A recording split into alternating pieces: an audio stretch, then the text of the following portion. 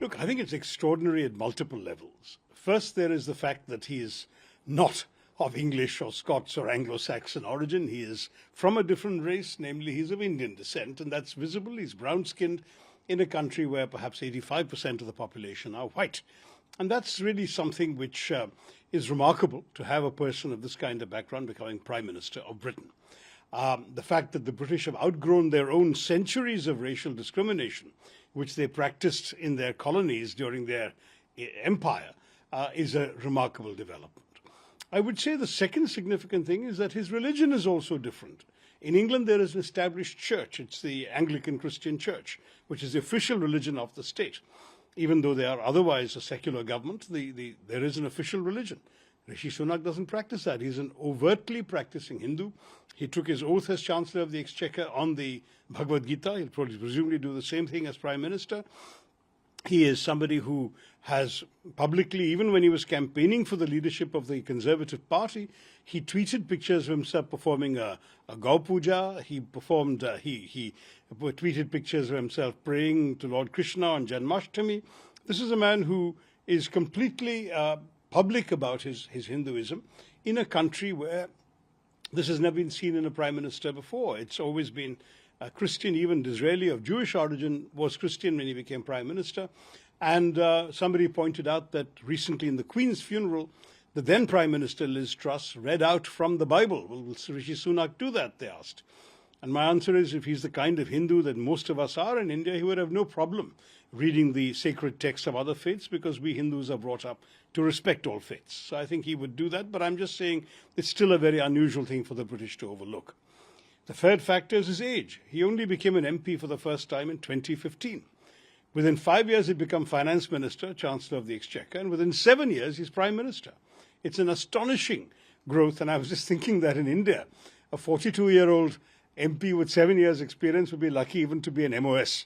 That's our country. So you can see that for Britain, they have outgrown their racism. They have shown a tremendous willingness to absorb and admit people of other religious faiths. And on top of that, they have looked at merit and not age or experience in deciding that he was the right man at a time of economic crisis, somebody with the right financial background and experience, who did a good job as Chancellor of the Exchequer during the COVID pandemic.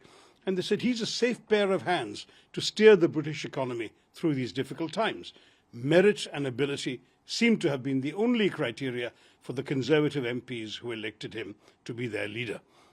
And all of these are lessons for us in India. I would say that we should ourselves be prepared to look beyond some of the considerations of caste and religion and class and language and region and all these things, and recognize that what the country should always reward is merit.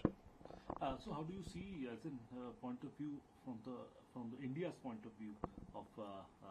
Look, Rishi Sunak is a Brit. He is Prime Minister of Britain. His job is going to be to protect and promote the national interest of Britain. I think it would be wrong of us to expect anything else, and it would be foolish of him as a British Prime Minister to give any particular concessions to India merely because his grandparents were born in undivided India. I mean, the fact is that he has obviously an affinity for many things Indian. He's married an Indian citizen. His in-laws are the Narayana Murthis. He has all of these connections, but he is still British, and we should not expect anything else. I would say that, for example, one of the pending issues before his desk will be the Indo-British trade agreement. He will negotiate with Britain's interests in mind. We must negotiate with our interests in mind. Would he be more prepared to make concessions? I don't know, but I would certainly not believe we are entitled to expect it because he happens to be of Indian origin.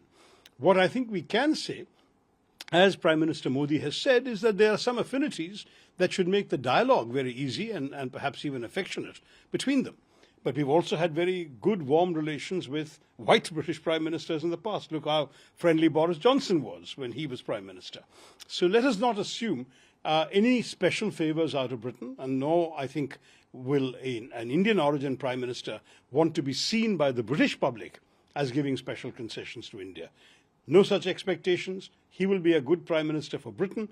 We must, as Indians, look after India's own interests ourselves. Last question is to you, and very important and pertinent question is that you talking about merits, not caste, religion, he tweeted about also that a visible minority is getting a chance to become the Prime Minister. So what do you want to say from No, that? look, I'm aware that obviously during our own government we had a Sikh Prime Minister in a government that whose ruling party was led by a woman of what the British might call an immigrant. We don't use that word very much in India, but that was the background. Nonetheless, the truth remains that the Prime Minister being a Sikh was not seen by most Hindus as being particularly different because, after all, within India, and the Hindutvavadis also argue this, that Sikhs, Hindus, Jains, and Buddhists all come from the Indic religious traditions. Their Punya Bhumi is this land.